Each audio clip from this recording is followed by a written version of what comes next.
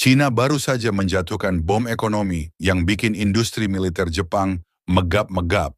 Tanpa peluru, tanpa ledakan, tapi efeknya jauh lebih mematikan daripada rudal balistik. Cina resmi memblokir perusahaan-perusahaan militer Jepang dari akses rantai pasok mereka. Pertanyaannya, kenapa sekarang? Dan apakah Jepang bisa bertahan tanpa izin dari Beijing untuk memperkuat diri? Mari kita bedah di balik langkah ekstrem ini. Selama dekade terakhir, kita melihat Jepang perlahan-lahan mulai melepas jaket pasifis mereka. Dari negara yang cuma boleh punya pasukan bela diri, sekarang mereka mulai berambisi punya kekuatan serang jarak jauh. Tentu saja Cina tidak tinggal diam melihat tetangganya ini mulai asah pedang di depan rumah. Keputusan Cina memblokir perusahaan militer Jepang bukan sekadar gertakan sambal. Ini adalah serangan presisi pada titik terlemah Tokyo. Ketergantungan material. Jepang boleh punya teknologi sensor paling canggih atau baja paling kuat, tapi kalau bahan baku mineralnya masih harus berhenti di pelabuhan Cina, ya wassalam. Ini adalah permainan catur tingkat tinggi di mana Cina memegang kendali atas bidak-bidak vital yang dibutuhkan Jepang untuk bergerak. Lucunya, Jepang seringkali merasa mereka punya dukungan penuh dari Amerika. Tapi di tengah ketegangan ini, Amerika sendiri sebenarnya sedang sibuk menggaruk kepala karena ketergantungan mereka pada Cina juga tidak kecil-kecil amat. Cina tahu betul bahwa dengan mencekik Jepang, mereka secara tidak langsung mengirim pesan ke Washington. Jangan main-main di halaman belakang saya. Pemblokiran ini menyasar perusahaan-perusahaan yang terlibat dalam produksi alutsista dan teknologi ganda. Jadi jangan harap bisa bikin jet tempur atau sistem rudal dengan mulus kalau baut sampai komponen elektroniknya kena lampu merah dari Beijing. Satirnya adalah, Jepang ingin mandiri secara militer untuk menghadapi Cina, tapi mereka butuh izin Cina untuk membeli bahan baku pembuatan senjatanya. Sebuah ironi yang bikin dahi mengkerut, bukan?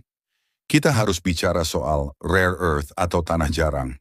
Ini adalah darah bagi teknologi modern, mulai dari smartphone sampai radar jet tempur, F-35 yang dibanggakan Jepang. Cina menguasai hampir 90% pemrosesan global untuk mineral ini. Begitu Cina menutup keran untuk perusahaan militer Jepang, itu artinya lini produksi alutsista di Tokyo langsung masuk mode hibernasi paksa. Jepang memang mencoba mencari alternatif ke Australia atau Vietnam, tapi memindahkan pabrik dan jalur logistik itu tidak semudah memindahkan status WhatsApp. Butuh bertahun-tahun dan biaya triliunan. Sementara itu, Cina tinggal duduk manis sambil melihat Jepang panik mencari sisa-sisa mineral di pasar gelap atau tambang-tambang baru yang belum tentu produktif. Namun, apakah Cina melakukan ini tanpa risiko? Tentu tidak. Tapi Beijing tampaknya sudah menghitung matang-matang. Bagi mereka, kehilangan pembeli dari Jepang jauh lebih kecil risikonya dibandingkan membiarkan Jepang membangun persenjataan yang nantinya bakal diarahkan ke Laut Cina Selatan. Ini adalah logika perang tanpa perang. Cina menggunakan kekuatan pasar sebagai senjata pemusnah massal bagi industri lawan. Di sisi lain, Jepang kini terjepit dalam dilema. Tetap mengikuti garis keras Amerika, namun industri pertahanannya mati suri atau mencoba melunakkan sikap ke Beijing demi keberlangsungan pabrik-pabrik mereka. Pilihan yang sangat sulit bagi Perdana Menteri Jepang, yang mungkin saat ini sedang meratapi nasib di kantornya. Kejadian ini juga membuka mata dunia tentang betapa rapuhnya konsep kedaulatan di era globalisasi. Sebuah negara bisa punya uang tak terbatas, tapi kalau akses ke sumber daya dikunci oleh rivalnya, uang itu cuma jadi tumpukan kertas tak berguna. Jepang sedang belajar pelajaran pahit ini dengan cara yang sangat keras. Cina tidak perlu mengirim kapal induk ke Tokyo, mereka cukup mengirim email ke perusahaan logistik untuk berhenti mengirim barang ke Jepang. Efektivitas langkah ini jauh lebih efisien daripada perang terbuka yang mahal dan merusak. Inilah definisi baru dari supremasi di abad ke-21. Siapa yang menguasai hulu, dialah yang menguasai hilir dan menentukan siapa yang boleh punya senjata. Banyak analis mengatakan bahwa langkah Cina ini adalah respons atas pembatasan ekspor chip yang dilakukan Jepang sebelumnya atas tekanan Amerika. Jadi anggap saja ini adalah tamparan balik yang lebih keras. Jika Jepang membatasi otak, chip, maka China membatasi jantung dan tulang, mineral dan komponen dasar. Publik Jepang sendiri mulai terbelah. Ada yang menuntut pemerintah lebih tegas, tapi pengusaha-pengusaha manufaktur mulai menjerit karena biaya produksi melonjak drastis sejak pemblokiran ini dimulai.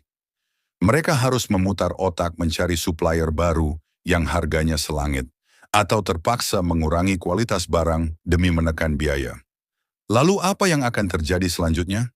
Jepang kemungkinan besar akan mempercepat apa yang mereka sebut sebagai de-risking.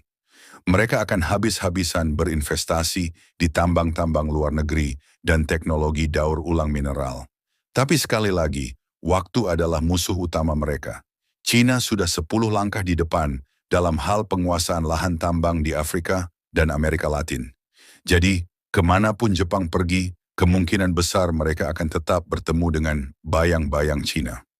Ini adalah lingkaran setan yang diciptakan oleh ketergantungan yang sudah terlanjur kronis selama puluhan tahun. Ketegangan ini tidak akan mereda dalam waktu dekat. Justru ini adalah awal dari babak baru, di mana perang dagang dan perang militer benar-benar menyatu tanpa batas yang jelas. China telah membuktikan bahwa mereka bisa melumpuhkan kekuatan tempur lawan, bahkan sebelum tentara lawan sempat memakai seragamnya. Bagi kita yang menonton dari pinggir, ini adalah peringatan bahwa keamanan nasional bukan cuma soal berapa banyak tank yang kamu punya, tapi soal dari mana bau tank itu berasal. Jika kamu masih berpikir perang hanya soal tembak-menembak, langkah China terhadap Jepang ini adalah bukti nyata bahwa perang paling mematikan terjadi di nota kesepahaman dan izin ekspor-impor. Satu hal yang pasti, langkah berani China ini akan membuat negara-negara lain di Asia mulai berkaca. Apakah mereka juga terlalu bergantung pada satu sumber? Atau apakah mereka sudah siap jika tiba-tiba keran mereka ditutup? Jepang kini menjadi laboratorium hidup bagi dunia untuk melihat bagaimana sebuah negara maju berjuang melepaskan diri dari cengkeraman ekonomi sang naga. Dan sejauh ini, laboratorium itu sedang penuh dengan asap kepanikan. Jadi apakah Jepang akan menyerah atau justru menemukan cara ajaib untuk bangkit tanpa bantuan China? Hanya waktu yang akan menjawab, tapi yang jelas, China sudah memenangkan ronde pertama ini tanpa mengeluarkan satu butir peluru pun. Langkah China memblokir perusahaan militer Jepang ini adalah pesan kuat bahwa peta kekuatan dunia sudah bergeser secara permanen. Amerika boleh tetap menjadi polisi dunia, tapi China sekarang adalah pemilik pom bensin dan toko onderdilnya. Tanpa itu, sang polisi tidak akan bisa berpatroli dengan jauh. Jepang sedang berada di persimpangan jalan paling krusial dalam sejarah modern mereka.